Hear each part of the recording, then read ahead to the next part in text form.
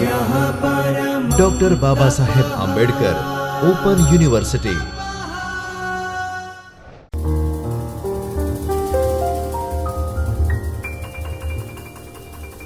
Welcome students, doctor Baba Saheb Ambedkar Open યુનિવર્સિટીના second યરના સ્ટુડન્ટ્સનું સ્વાગત છે. સેકન્ડ યર એટલા માટે કે આ પેપર તમારે સેકન્ડ યર BA મુખ્ય વિષય અર્થશાસ્ત્ર સાથે અભ્યાસ કરવાનો છે. જો તમે અન્ય યુનિવર્સિટીના હો, સ્પર્ધાત્મક પરીક્ષાઓની તૈયારી કરતા હો તો પણ તમારું સ્વાગત છે.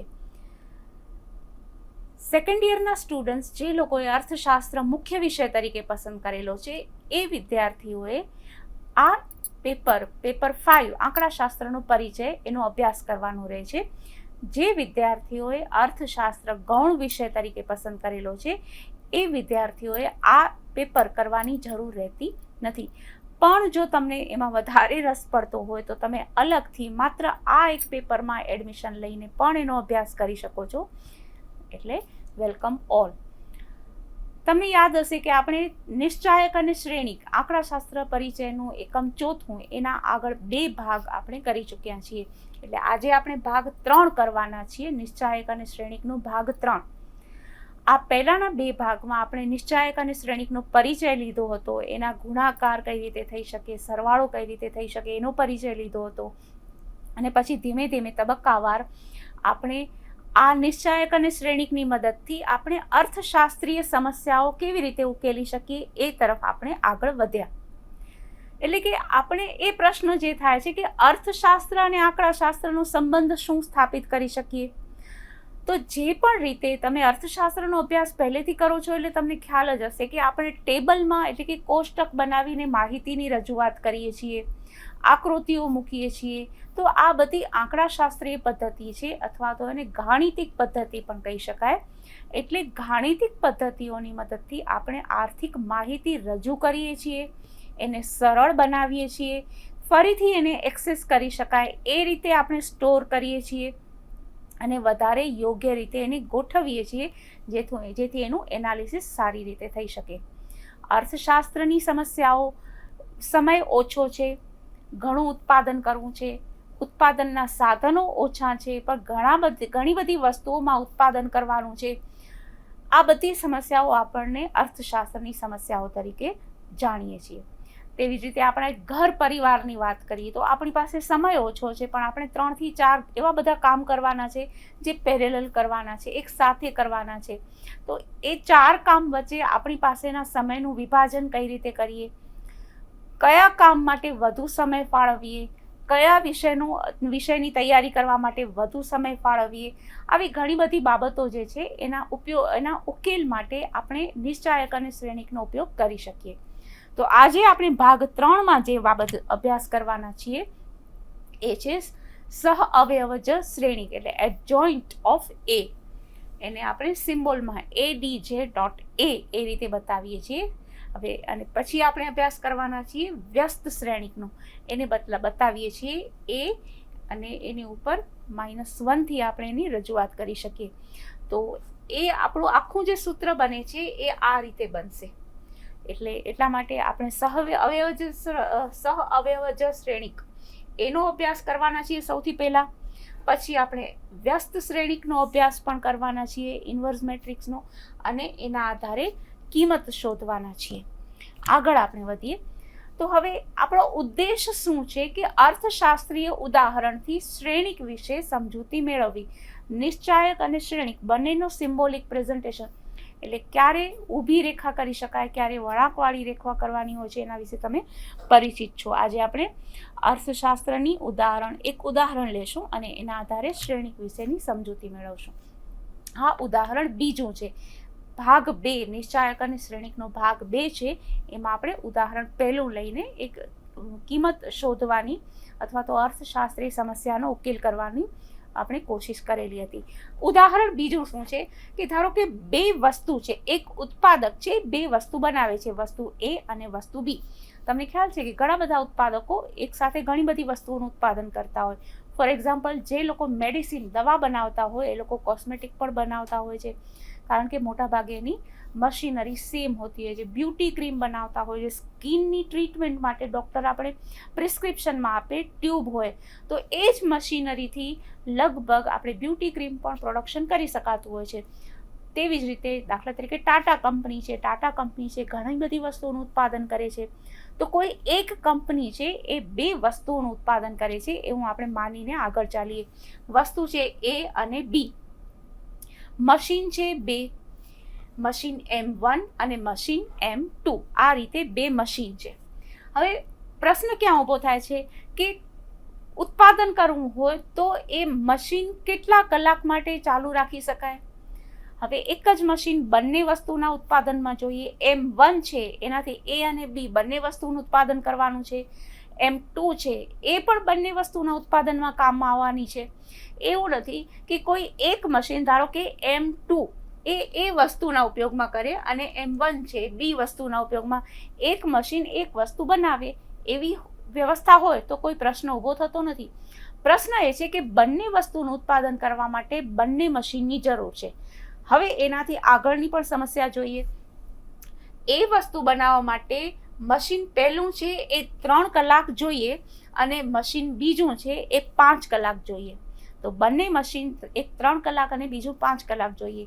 તો એનો મતલબ કે બી વસ્તુ બનાવવા માટે A અને B એટલો વસ્તુ બનાવવા માટે એના કલાકો ઓછા થશે. પણ બી વસ્તુ બનાવવી હોય તો મશીન M1 2 કલાક જોઈએ. હવે એ વસ્તુ કરતાં એ થોડોક ઓછો સમય જોઈએ છે ને, પણ M2 એમાં એને મશીન M2 છે એ વધારે જોઈએ છે. તો આ આપણી સિચ્યુએશન છે.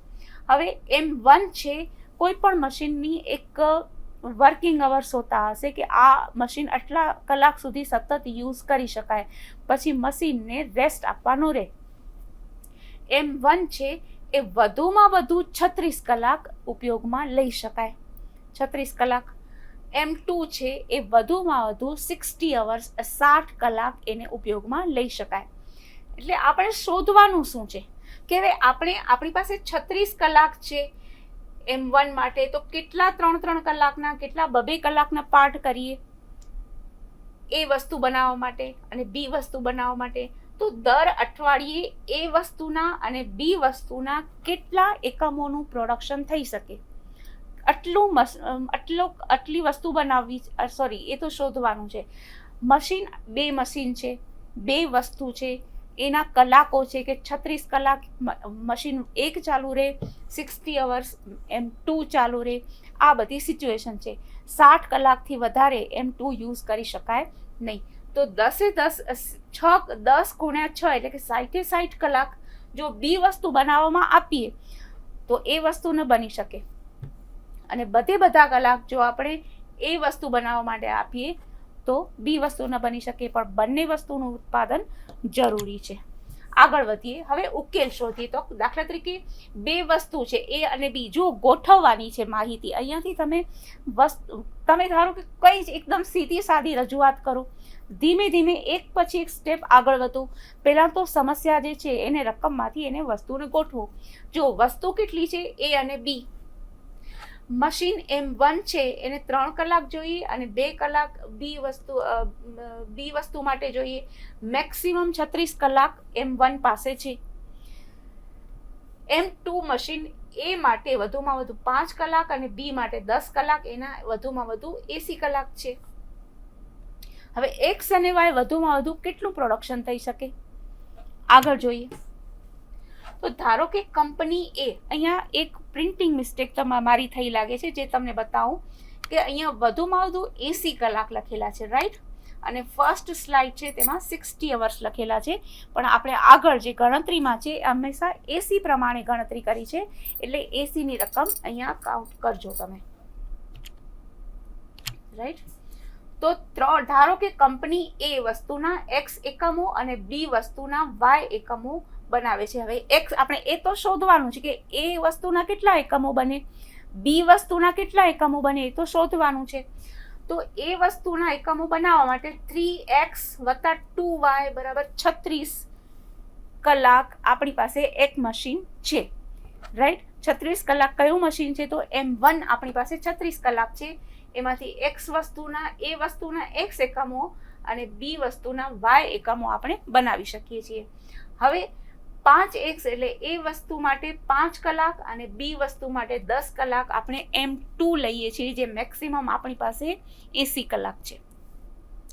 તો આને હજી પણ ગાણિતિક પદ્ધતિએ રજૂ કરીએ, રાઈટ. તમારું જો પહેલું સ્ટેપ આપણે સૌથી પહેલા જોયું કે તમારે સાદી રીતે તમે માહિતીને વિભાજિત કરી ગોઠવી, પછી આગળ વધીને તમે વધારેની સમીકરણની રીતે લખ્યું કે x એકમો વાય એકમો 3 કલાક 2 કલાક, રાઈટ. અહીંયા પણ બીજી વસ્તુ છે, મશીન M2 છે, એના 5 કલાક x વસ્તુ માટે, 10 કલાક બી વસ્તુ માટે.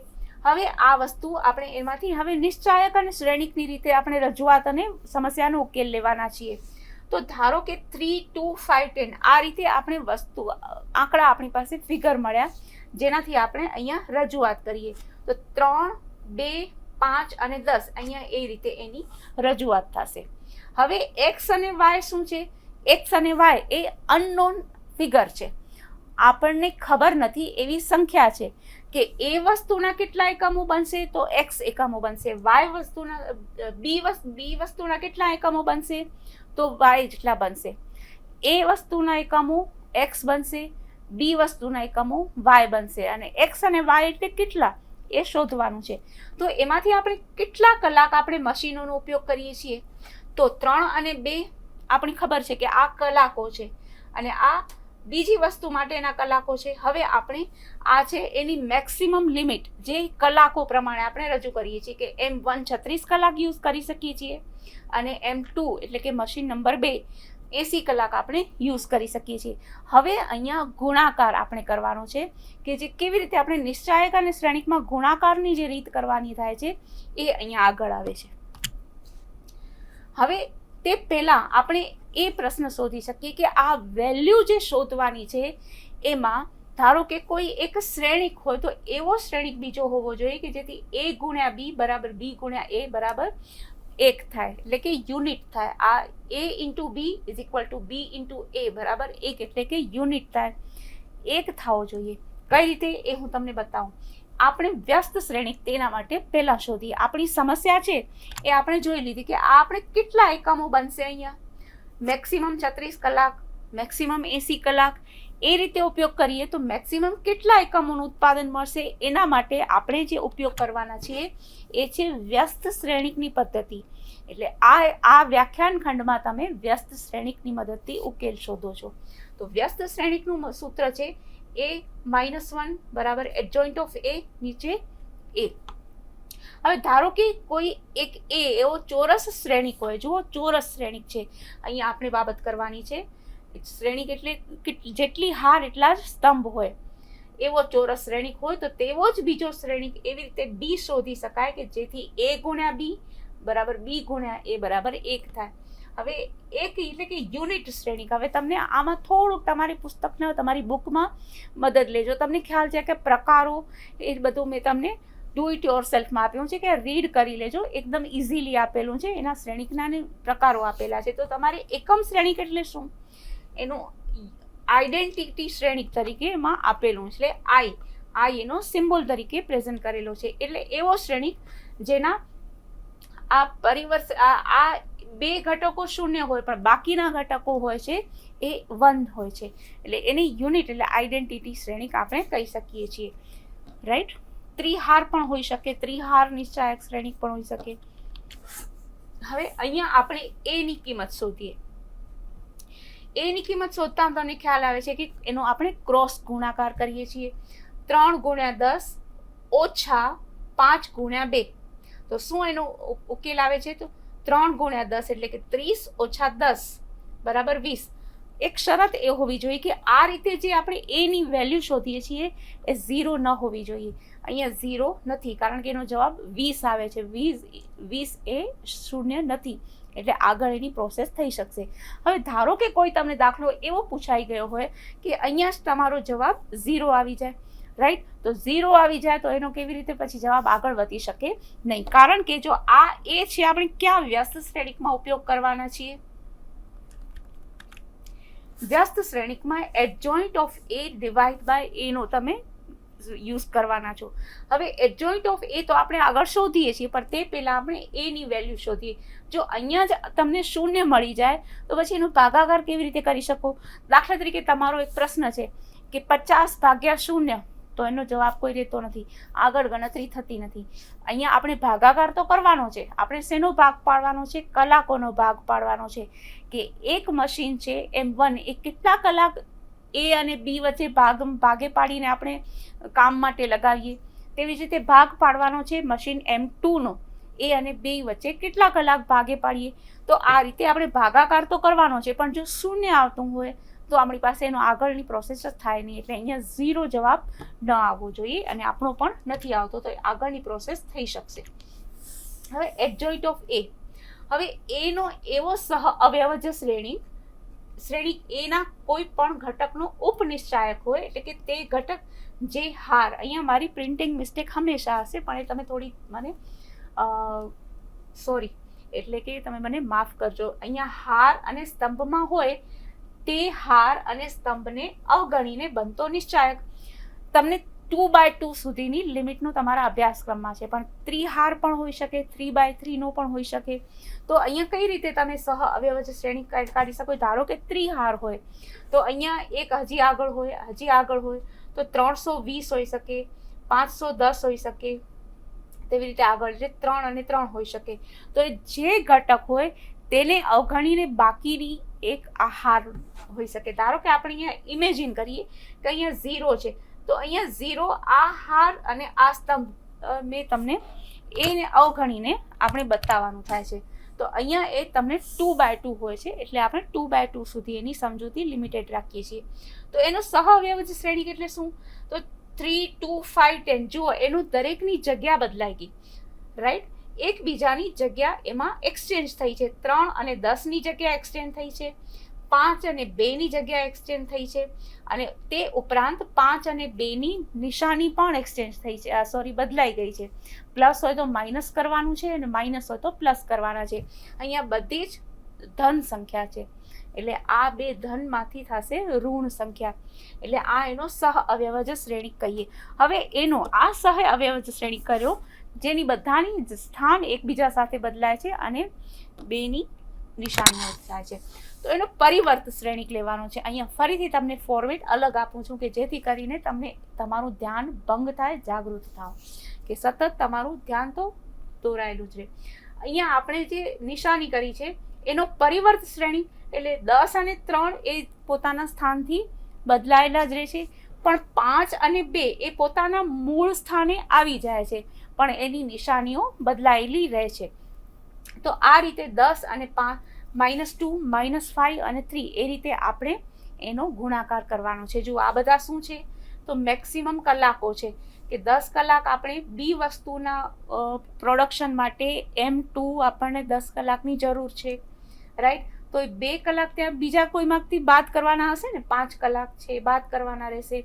આપણે એ વસ્તુમાંથી થોડાક કલાક બાદ કરીને બી વસ્તુના પ્રોડક્શનમાં આપવાના છીએ, એટલે અહીંયા આપણે માઇનસની નિશાની પણ આપવાની છે. આગળ જુઓ, હવે એનો ગુણાકાર કરશું કે 10, -2, -5 અને 3 એની સામે જે મેક્સિમમ કલાકો છે 36 અને 80 એના સાથે ગુણાકાર. તો ગુણાકારની રીત તમને ખબર છે કે જે પહેલું ઘટક હોય એનો પહેલા ઘટક સાથે ગુણાકાર થાય છે. પછી કઈ રીતે આગળ આપણે વધીએ તો 10 ગુણ્યા 36 થાય, તો અહીંયા પહેલું ઘટક છે એનો ગુણાકાર થશે, પ્લસ -2નો ગુણાકાર થશે તેના પછીના ઘટક સાથે. અહીંયા હાર છે, સ્તંભની અને હારની ગુણાકાર થાય છે. અહીંયા આ હાર છે 10 અને 2, પહેલી હાર પહેલો સ્તંભ, એ રીતે આપણે ગણતરી કરીએ છીએ. તો -5નો ગુણાકાર કોની સાથે થાય? તો -5નો ગુણાકાર થાય પહેલો 36 સાથે, વત્તા 3નો ગુણાકાર થાય 80 સાથે. આ બધાનો આપણે પ્લસ કરવાનું છે, રાઈટ? આ પાછળ છે એ બરાબર ઇક્વલ ટુની નિશાની છે. હવે એનો જવાબ શું આવે છે? તો 10 ગુણ્યા 36 360, અને -2 ગુણ્યા 80 એટલે 8 દુ 16 160, એટલે કે અહીંયા માઇનસ છે એટલે માઇનસની નિશાની આવશે. નીચે શું આવશે? -5 ગુણ્યા 36 એટલે કે 160, વત્તા, કારણ કે અહીંયા પ્લસની, આ બંને સંખ્યા પ્લસ છે, ધન છે, અહીંયા વ્યસ્ત એટલે કે ઋણ નહીં આવે, તો પ્લસ 240. હવે 360 માઇનસ 160, તો જવાબ આપણને મળે છે 200. નીચેને જોઈએ તો માઇનસ 160 પ્લસ 240 એટલે 240માંથી 160 આપણે બાદ કરવાના રહે છે. જવાબ આપણને મળે છે 60. હવે શું આમાં આવ્યું જુઓ, હવે એડજોઇન્ટ ઓફ એ ની કિંમત આપણને મળી ગઈ, એ ની કિંમત આપણને મળી ગઈ, તો બધાને મૂકીએ તો 200 અને 60 આપણી પાસે હતા. એની નિશાની આવી હોવી જોઈએ. અગેન હું ભૂલી ગઈ છું, મને તમે માફ કરજો. 200 અને 200 ભાગ્યા 20 અને 60 ડિવાઈડ બાય 20, તો એની શું 200 માંથી 20 નો ભાગાકાર કરીએ તો 10 જવાબ આવે, 60 માંથી 20 નો ભાગાકાર કરીએ તો 20 નો જવાબ આવે. તો આપણને જે શોધતા હતા કે x એટલે એ વસ્તુના કેટલા એકમો બનાવી શકાશે, y વસ્તુના કેટલા એકમો, આપણે a અને b બે વસ્તુ બનાવીએ છીએ, એ વસ્તુના કેટલા એકમો બનાવી શકાશે, આપણે એવી ધારણા કરી હતી કે x એકમો બનાવશે. b વસ્તુના કેટલા એકમો બનાવી શકાશે, તો આપણે એવી ધારણા કરી હતી કે y સંખ્યામાં આપણે b વસ્તુના એકમો બનાવી શકશું. તો x વસ્તુના કેટલા એકમો બનશે, 10 એકમો. એમાં આપણે કેટલા કલાક મશીન M1 યુઝ કરવાના છીએ, 3 કલાક, અને 2 કલાક આપણે યુઝ કરવાના છીએ. એ તમે જોઈ લેજો, ફરીથી કદાચ હું અહીંયા ભૂલ કરતી હોઉં તો y વસ્તુના મેક્સિમમ આપણે 3 એકમો બનાવી શકીએ, કારણ કે yના પ્રોડક્શનમાં વધારે મશીન જરૂરી હોય છે, એટલે yનું ઉત્પાદન થોડું ઓછું થાય છે. એક્સના કુલ 10 એકમો અને વાયના કુલ 3 એકમોનું ઉત્પાદન થઈ શકે છે. તો સ્ટુડન્ટ્સ, આપણે આ જે સમસ્યા જોઈ એ હતી, એક તો સાધનો લિમિટેડ છે, મશીન 2 જ છે. કોઈ ઉત્પાદક એવું નક્કી કરી શકે કે M1 જે મશીન કહેવાય છે એ બીજો સેટ લઈ આવે, M2 મશીન કહેવાય છે એ પણ બીજો સેટ લઈ આવે, તો પછી કદાચ એને આ સમસ્યા ન રહે કે એ વસ્તુના ઉત્પાદનમાં કેટલા કલાક મળે, બી વસ્તુના ઉત્પાદનમાં કેટલા કલાક મળે. પણ હંમેશા આપણે જાણીએ છીએ કે જેમ આપણા ઘરમાં ખર્ચ કરવા માટે બજેટ હોય છે, કે આપણી પાસે ખર્ચ પાત્ર રકમ આટલી છે, આપણી આટલી આવક છે, તો આપણે મેક્સિમમ ખર્ચ આટલો કરી શકીએ. તેવી જ રીતે કોઈ પણ પ્રોડ્યુસર, ઉત્પાદક માટે પણ હંમેશા મર્યાદાઓ રહેતી હોય છે. એનું જે બજેટ હોય, જેટલા નાણાકીય સાધનો ફાળવેલા હોય, એમાંથી મેક્સિમમ કેટલા મશીનો ખરીદી શકવા. કદાચ એ ઉત્પાદકને ભવિષ્યમાં ઘણો બધો નફો મળે તો M1 અને M2નો આખો બીજો સેટ ખરીદી શકે. તો પરંતુ અત્યારે એની પાસેના બજેટ પ્રમાણે 2 મશીન છે, અને એની મદદથી એક્સના 10 એકમો અને વાયના 3 એકમોનું ઉત્પાદન થઈ શકે. તો જે રીતે ઉત્પાદન માટે આપણે ઉકેલ શોધ્યો, તેવી રીતે આપણા ઘર માટે, આપણા પરીક્ષાની તૈયારી માટે, બધા માટે આપણે ઉકેલ શોધી શકીએ. તો આ આપણું નિશ્ચાયક અને શ્રેણિકનું એકમ. મારો ઈમેલ આઈડી, મારી કોન્ટેક્ટ ડિટેલ્સ તમને ખ્યાલ જ છે, મારો તમે સંપર્ક જરૂરથી કરી શકો છો. ઘણા વિદ્યાર્થીઓ ધીમે ધીમે, વધારે ને વધારે વિદ્યાર્થીઓ મારા સંપર્કમાં ઈમેલથી રહે છે, અને મને એના માટે ખરેખર જ ઘણો આનંદ છે. આનાથી મને એ જાણવા મળે છે કે કયા પેપરના એકમો અથવા તો કયા પેપરના વિડીયો લેક્ચર્સ તમને વધારે જરૂર છે. કદાચ મારા ધ્યાન બહાર રહી જતું હોય તો મને પણ ખ્યાલ આવે કે આ યુનિટ રહી ગયું છે કરવાનું, આ પેપર રહી જાય છે, તો એ પ્રકારના વિડીયો લેક્ચર્સ હું તમને જરૂરથી બતાવી શકું. આ ઉપરાંત પણ અસાઇનમેન્ટ્સ કેવી રીતે લખવા, પ્રશ્નોના જવાબ કેવી રીતે લખવા, પરીક્ષાની તૈયારી કેવી રીતે કરવી, એ બધાના પણ વિડીયો લેક્ચર્સ અવેલેબલ છે. અને તેમ છતાં જો તમને મળી શકે તેમ ન હોય તો ફરીથી અમે તમને એ અપલોડ કરાવવા માટે ખાતરી આપીએ છીએ. તમે ચોક્કસ અમારો સંપર્ક કરી શકો, અને વિશ્વાસથી અને હકથી, કારણ કે તમે અમારા વિદ્યાર્થીઓ છો. તો વેલકમ સ્ટુડન્ટ્સ, આપણે ફરીથી મળીએ. ત્યાં સુધી આ એકમનો તમે અભ્યાસ કરો. 3rd યરના પણ ઘણા બધા વિદ્યાર્થીઓનો સંપર્ક મારો હવે વધે છે, કારણ કે વિદ્યાર્થીઓ મને સંપર્ક કરે છે, તો હું પણ એમના સંપર્કમાં રહેવા માટે ખરેખર આનંદિત છું. તમે પણ ઘરમાં કોઈ પણ પ્રશ્ન માટે અભ્યાસને લગતો હોય તો જરૂરથી મને સંપર્ક કરી શકો છો. ત્યાં સુધીનો તમારો સમય ઘણો જ આનંદદાયક અને સ્વાસ્થ્યપ્રદ રહે. Thank you.